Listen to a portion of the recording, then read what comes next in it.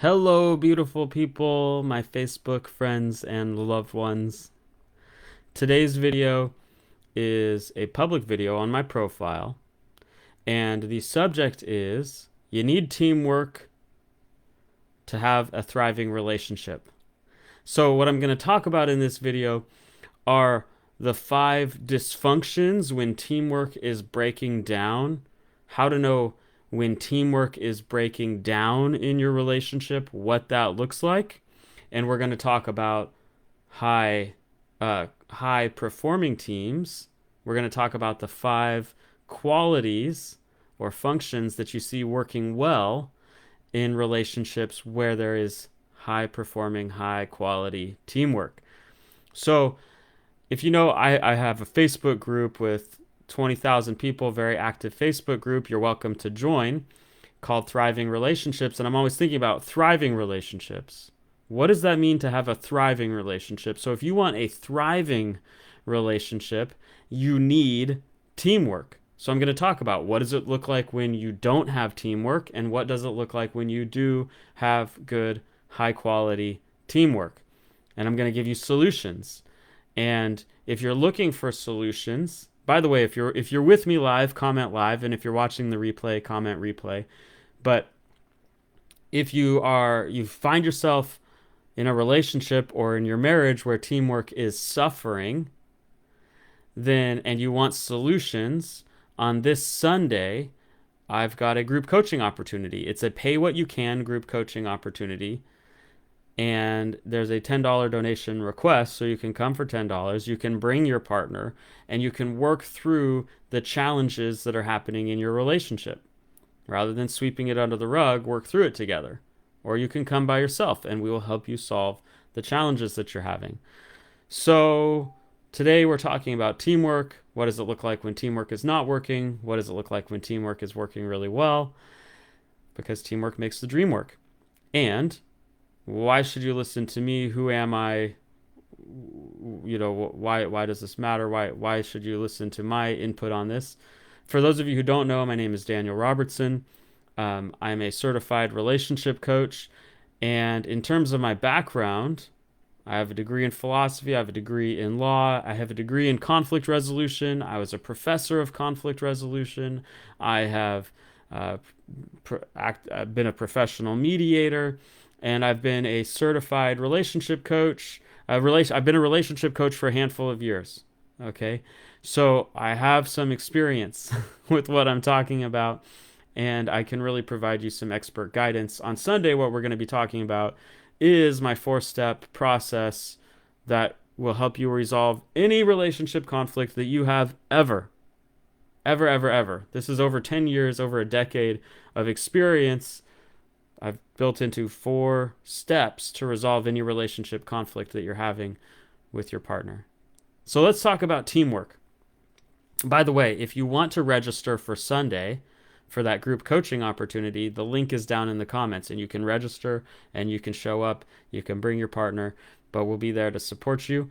And yeah, if that date doesn't work for you, just reach out to me, and I'm happy to provide you other support. You can always go to danielrobertson.com to learn more.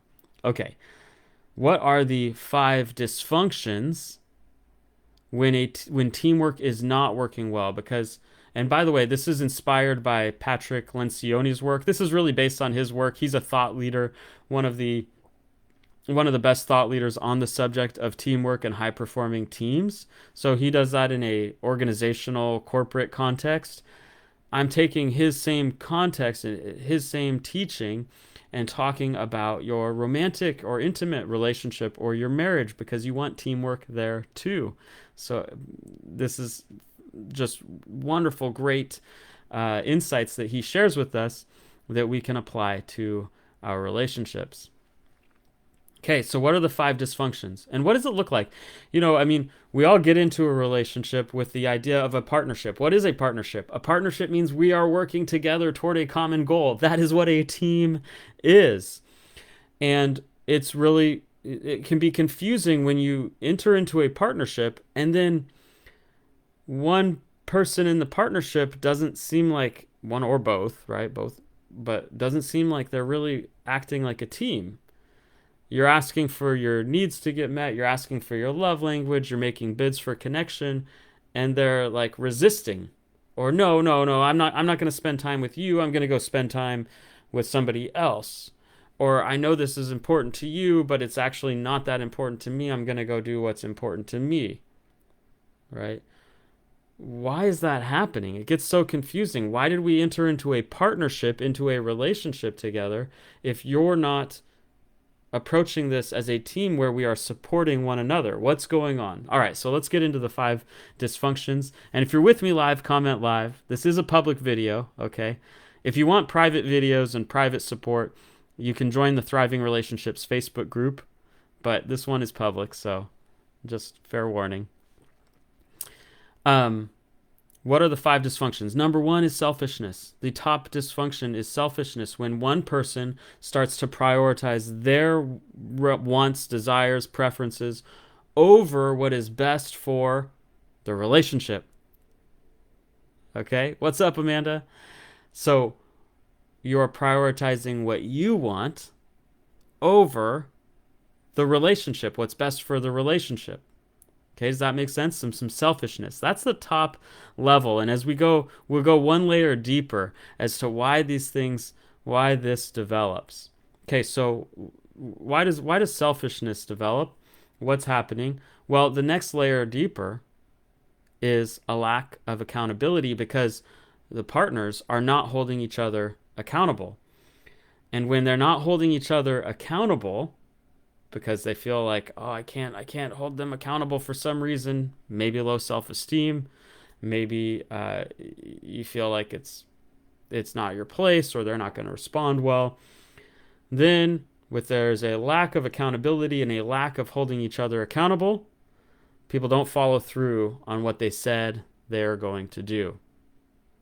Okay, so that's the 4. That's we're counting down from 5 to 4. That's level 4.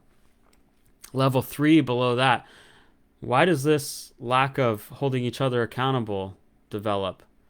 Well, one layer deeper that's really important is a lack of commitment.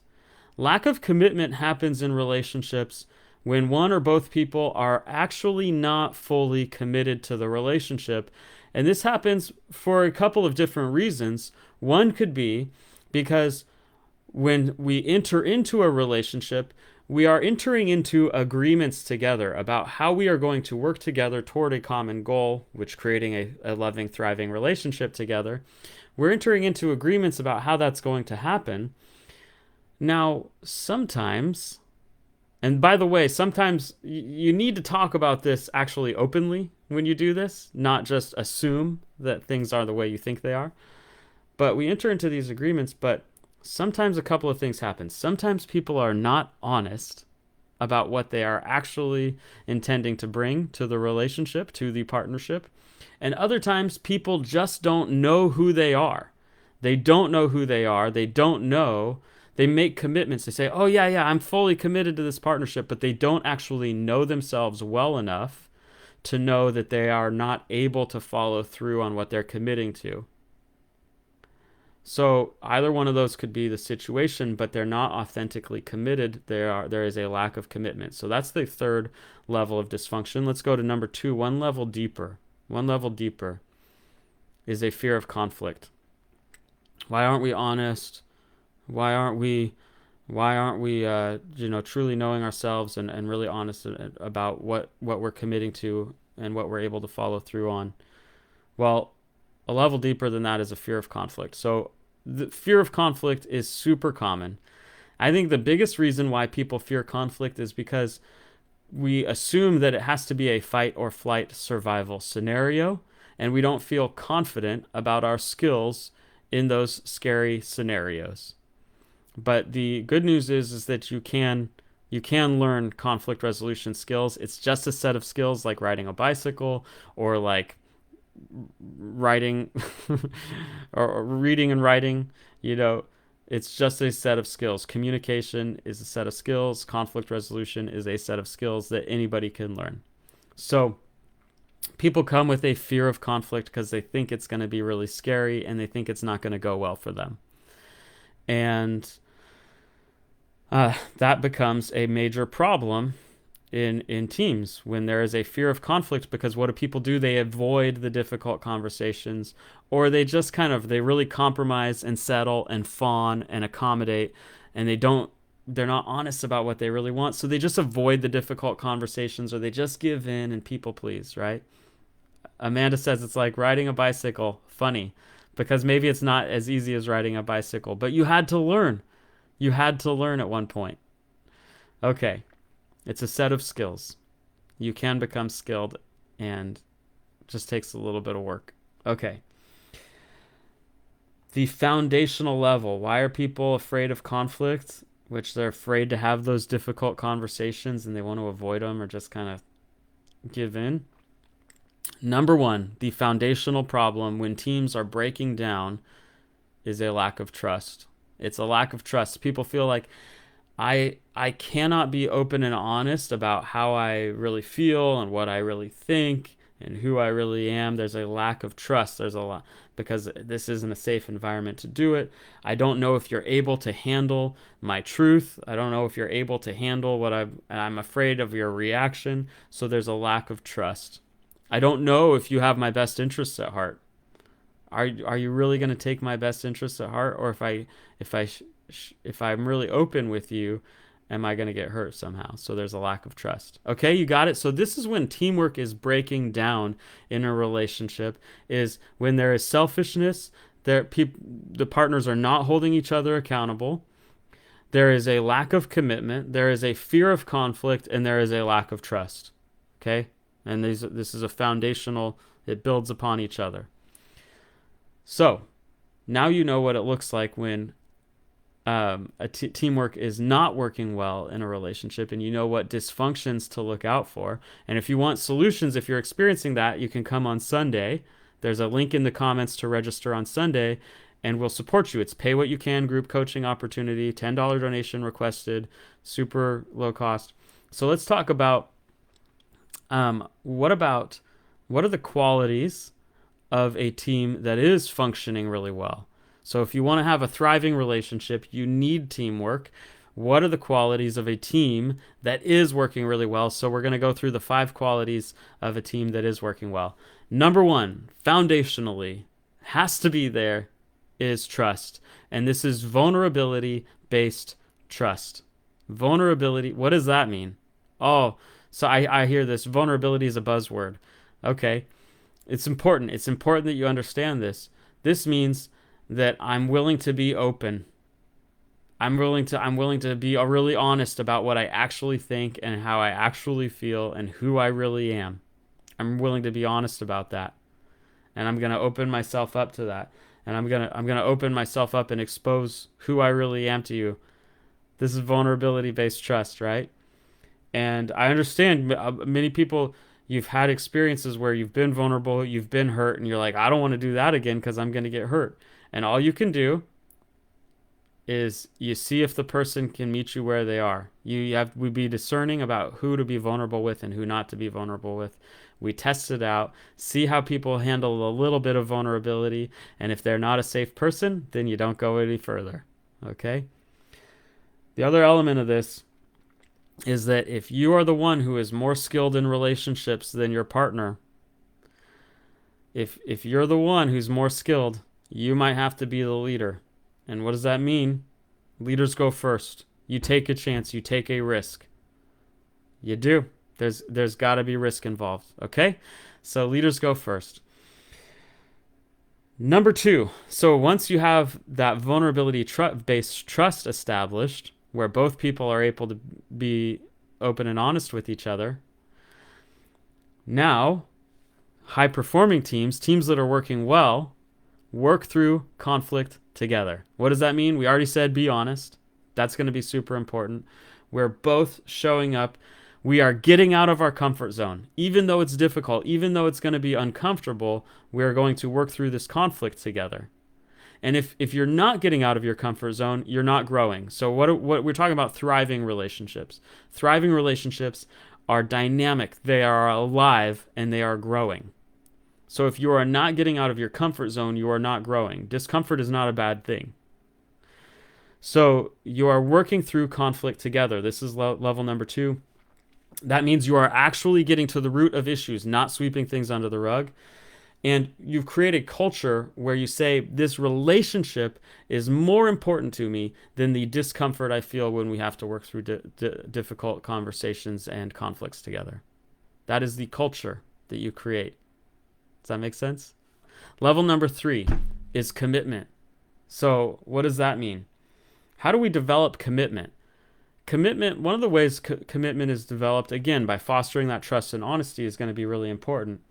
But commitment means both people are participating genuinely in the relationship. Both people are participating genuinely in decision making. It's not a situation where one person controls and shuts the other person out. It's not a situation where one person has all the power and they control everything and they get what they want and shut the other person out. This is a situation where people have honest, good faith, robust communication, and both people feel heard.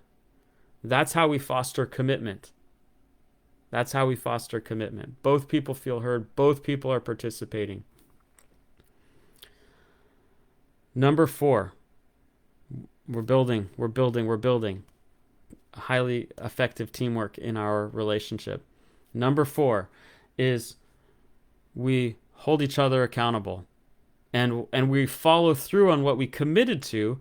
If we're committing to a partnership, we are making commitments to each other. We are entering into agreements with each other, and we are saying that we are going to do something, which means I'm going to care about you. I'm going to consider your interests and your needs and your desires when we make decisions in our life. I'm going to support you when you need support. You're going to support me when I need support. We're going to stick together through hard stuff. We're making these kinds of commitments together. And why do people follow through? Because number 4, we hold each other accountable. What does that mean? What does it mean to hold each other accountable? And people don't hold each other accountable because they think, oh, it's not my place, or I have low self-esteem, or I don't have authority to do that, or I'm not supposed to tell them that they're wrong or anything like that. So how do we foster accountability? Well, 1, don't get defensive. If your partner brings you something and they say, hey, you didn't follow through on what you said you were going to do, if your partner calls you out, don't get defensive. Be like, you know what? You're right. I did not follow through on what I said I was going to do, and I'm a human being, and I'm not perfect, and that's okay. And I'm not defensive about it. I appreciate you for being honest with me. I appreciate you for holding me accountable, because this relationship matters to me more than me getting defensive about something. Okay, so we're fostering that honesty. Hey, I appreciate you holding me accountable. I actually want you to, because that's how I'm going to be my best, and that's how our relationship is going to be successful. What else? Let's talk about number 5. Number 5 is we focus on what's best for the relationship rather than what's best for any one person. Right? So every individual person matters, but if we want a really high-performing team, we are going to focus on, hey, what's best for the team? And now what's best for the team is both people are happy and healthy and successful. So that means, have you ever been in one of those relationships where they say, oh, I'm not responsible for your feelings, or I'm happy in the relationship. I don't know why you're not happy in the relationship. It seems like you have a problem, not me. Okay, that is not good teamwork. That is a person who is being selfish. Good teamwork says, if you're not happy, I care about how you feel, and I want to work together to see how we can improve the situation, because the team is not winning unless both people are winning. So both people feel happy and loved and supported, and no one is happy unless everyone feels good and happy and healthy and loved and supported. So that's good teamwork. All right, so we talked about the 5 dysfunctions when teamwork is breaking down. What's present when teamwork is working well?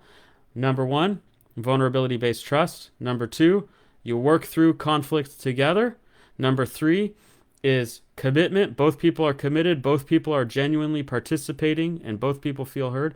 Number 4 is you hold each other accountable. You foster that environment where you hold each other accountable and you follow through. And by the way, look, things change over time. If you're not able to follow through on what you committed to, then you say, I'm not able to follow through on what I committed to. We need to talk about this and work through how we're going to solve this problem, but we do it together. Okay? And number 5 is we put what's best for the team first, and we say, hey, what's best for this relationship? And we make sure that both people in the relationship feel loved and supported and happy, and they're winning and they can be successful. All right. Clocked in right here at 20 minutes. So if you want support for teamwork so that you can make the dream work, then I have an opportunity for you on Sunday, December 15th, which is there's a link in the comments to register. It's a pay what you can group coaching opportunity. I'm going to teach you my 4 steps for working through any relationship conflict. It's going to blow your mind. If you can remember these 4 steps, you're going to work through your relationship conflicts. And yeah, Amanda's adding lovingly remind one another of commitments and agreements, not attacking or accusing. Yes, definitely. And if you want an opportunity to work through your relationship conflict so that you can have a thriving relationship, if you've got one person who has been saying, hey, if you don't feel happy in your marriage or relationship, or your partner is saying, hey, I'm not happy, this isn't working for me, this is an opportunity, and don't sweep it under the rug. Like, commit, put some effort in. You have to put effort in. It's like if you neglect something, if you neglect a garden, it's going to die. If you neglect a car, it's going to break down. You don't want that to happen to your relationship or your marriage. If you neglect a business, the business is going to fail. You can't neglect it. You have to put some effort in. So there's an opportunity on Sunday, and look, you're going to get as much value on Sunday as you would. You're going to get as much or more. I'll say that. Than you would going to a couples therapy session, because I've been, this is really good, and it's a pay what you can $10 donation requested opportunity. All right. So I'd love to see you on Sunday. If you can't make it on Sunday, feel free to reach out to me or go to danielrobertson.com to find out about more support opportunities. And let's see. Amanda says, Daniel, thank you, Amanda, is an amazing coach. Definitely take advantage of this event on Sunday. And yeah, you'll learn my 4 steps for resolving any relationship conflict. Will blow your mind. And your marriage, your relationship is worth it. Your happiness, your partner's happiness, your kids' happiness and health, it's all worth it. So I would love to see you there. And you know how to reach me here on Facebook. Please stay in touch. Go to danielrobertson.com if you need more information. And I hope to see you all there. Thanks for tuning in, Amanda, and for your comments. And I hope to hear from more of you. And in the meantime, have a beautiful day. Have happy holidays. Merry Christmas.